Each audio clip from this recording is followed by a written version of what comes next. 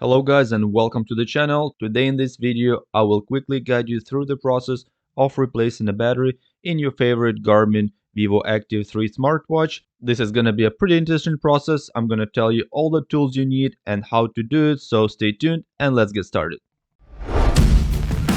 First, let's talk about the tools we're going to need. We will require a very thin but rigid metal pry bar that will allow us to get into the groove between the top part of the smartwatch and the main case body. Alternatively, you might use a small flat screwdriver, but it's better to use a proper tool.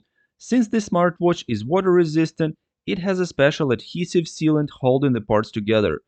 To open it up, we will need some sort of heat source to warm up the adhesive and then use the pry bar to open it up without breaking the body. I'm going to use a construction heat gun with a temperature regulator. You can also use a regular hair dryer for this purpose if you have one.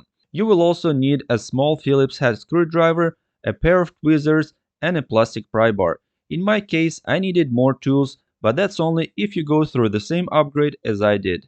And of course, you're going to need a proper replacement battery for the smartwatch, but if for some reason you're not able to get one, you can find the one that's going to fit into the same space and dimensions, and that would approximately have the same capacity.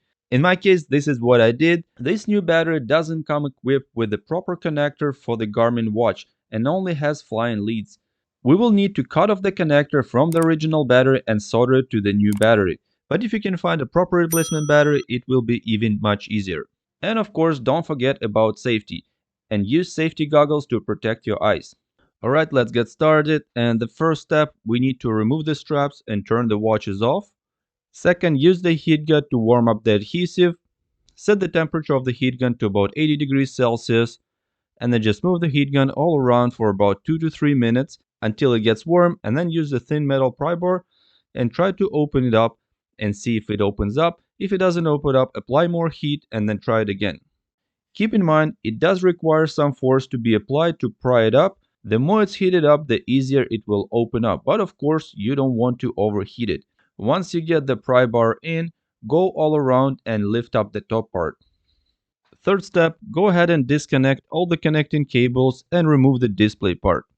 There are 3 screws that need to be removed to take out the PCB and access the battery connector. After removing the 3 screws, lift up the PCB and remove it from the case. Once the PCB is out, now we got a full access to the battery. So you just gotta lift up the battery because it's glued up to the bottom of the watch, and then you have to pull out the connector and do this at your own risk. It's supposed to be pretty easy. All you have to do is just pull on that connector and it should just come out. But in my case, it didn't work out and I accidentally pulled out the cables. So be careful if you do that. Maybe take your time a little bit longer and just see if it's coming out. If it's not coming out, well, you still can fix it, but it's going to be a little bit different. And I'm going to show you to you right now what I did. But if you have the proper battery and the connector comes out easy, all you have to do is just put a new battery in, assemble it the same way, and then follow to the last step of this video where we're going to be gluing it up together and doing a final assembly. But if you have a different type of battery where you need to solder a connector, you can continue watching this video and we'll go through all these steps. I appreciate it, and let's continue. So what I did, I just put the wires back in place, the red to red and the black to black, making sure they don't short circuit, and then use a drop from the silicone glue gun to keep them in place and avoid any movement. The next step, we need to solder the battery wires to the wires in this watch. I used the thinnest soldering iron tip that I had because wires are so small.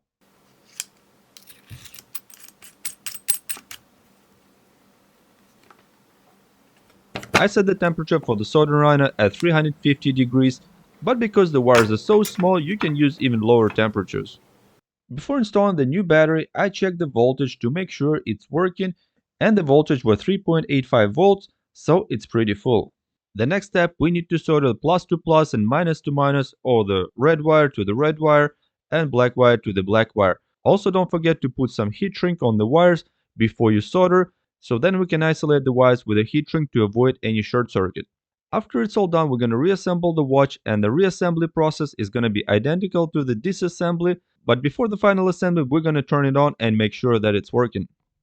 And here we go. Yes, everything is working, so now we can go ahead and charge it up and make sure it's charging to 100% and that it works no problem. And I have confirmed that it works very good. It actually lasts more than 7 days, so I'm happy with that. Now let's go ahead and finish the assembly and continue to the last step. For the final assembly, we'll need a multi-purpose adhesive. I'm using B7000. You need to fill up the groove with the glue all around, then put it together and press tightly. After we put it together, let's turn it on and make sure everything is working before the glue dries up. And yeah, as you can see, it's all functioning like new. After that, we need to apply some constant force while the glue dries up. I have used a metal chunk to press on it for a few hours to give it some good pressure, and then used the clamp and left it like that for 48 hours. That's it, we're all done. I hope this video was helpful to you. If you want to go ahead and check out a full version of this video, where I get into more details in each step, you can go ahead and check it out. I'm going to put a link in the description.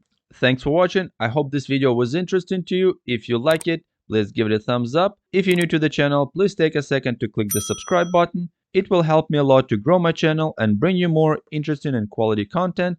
Click the notification bell so you don't miss new videos. And if you have any comments or questions, drop them down in the comment section below. But this is it for now. I hope you have a nice day. See you soon. Bye bye.